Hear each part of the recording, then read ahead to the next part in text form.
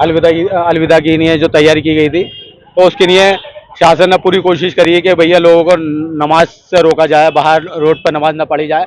उसको लेके हमने भी पूरा सहयोग किया। हमने कहा कि भाई हमारे जो लोग हैं अपनी नमाज मस्जिद में ही पढ़ें और माहौल ख़राब ना हो। हम तो ये चाहते हैं कि शासन भी थोड़ा सहयोग करे।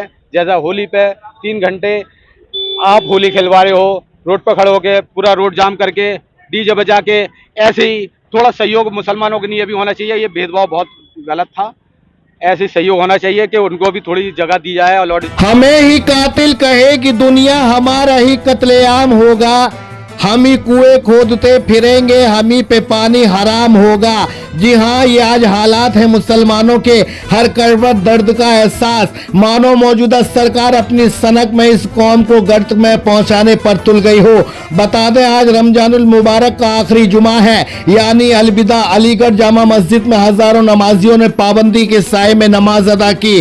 पूरा पुलिस फोर्स अमला मौजूद, किसी भी आपदा से निपटने के लिए आरपीएफ के जवान मौजूद, दमकल गाड़ियां, एम्बुलेंस मौजूद, प्रशासन की तैयारी। कोई भी नमाजी सड़क पर नमाज न पढ़ सके, क्योंकि मौजूदा नफरती दौर के हुक्मरानों की सड़क पर नमाज पढ़ने से बेचैनी बढ़ जाती है। इसलिए पुलिस के पुख्ता इंतजाम किए गए हैं। इसमें न पुलिस कप्तान का कोई दोष है, न पुलिस वालों का।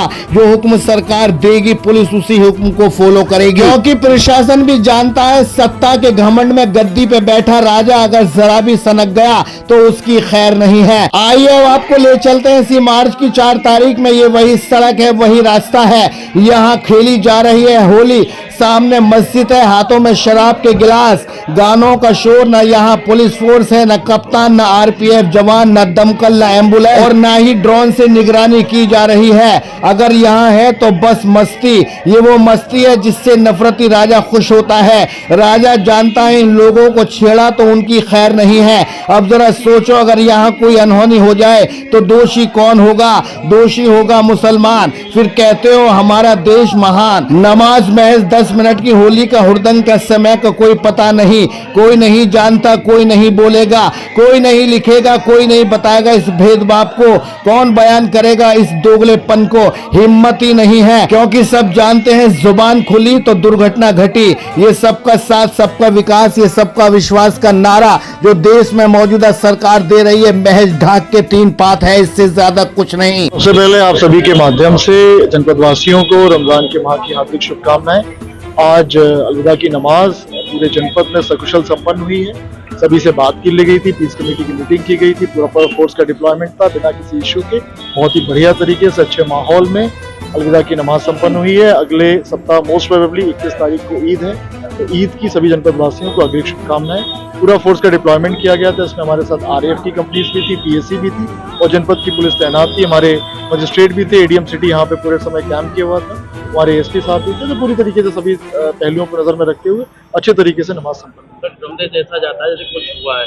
नहीं, एम्बुलेंस इसलिए लगाई जाती है क्योंकि देख रहे हो कि आप गर्मी ज्यादा है, बहुत ज्यादा भीड़ जब नमाज करती है तो बीच में, जैसे मैंने भी देखा एक समय जुलूस में अचानक किसी को पैनिक अटैक पड़ा था, तो फिर मैंने उसको अपनी गाड़ी से ही उसको अस्पताल पहुंचाया था। तो कई बार ऐसा हो जाता है, तो जब भी कोई भीड़ होती है संख्या में, काफी संख्या में लोग इकट्ठा होते हैं, तो एम्बुलेंस का होना आवश्यक है, ये ड्रिल में शामिल है। तो उनके लिए कि अगर कोई बीमार हो गया, अचानक किसी को शॉक लगा, तो उसको तत्काल चिकित्सीय सहायता उपलब्ध कराई, इसलिए एम्बुलेंस लगाई जाती है और कोई बात। अलीगढ़ पुलिस कप्तान नीरज कुमार का सकारात्मक रवैया काबिले तारीफ है।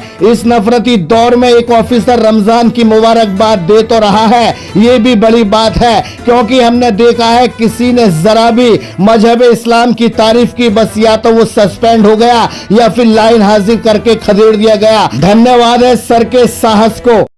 मेरा नाम डॉक्टर रेहान अख्तर है। आज अलीगढ़ की शाही जामा मस्जिद में जमातुल विदा अदा किया गया है और ये जो है रमज़ान का आखिर अशरा चल रहा है और इस अशरे में तमाम मुसलमान जो है वो दुआएं करते हैं, खुद अपने लिए, मुल्क के लिए, समाज के लिए।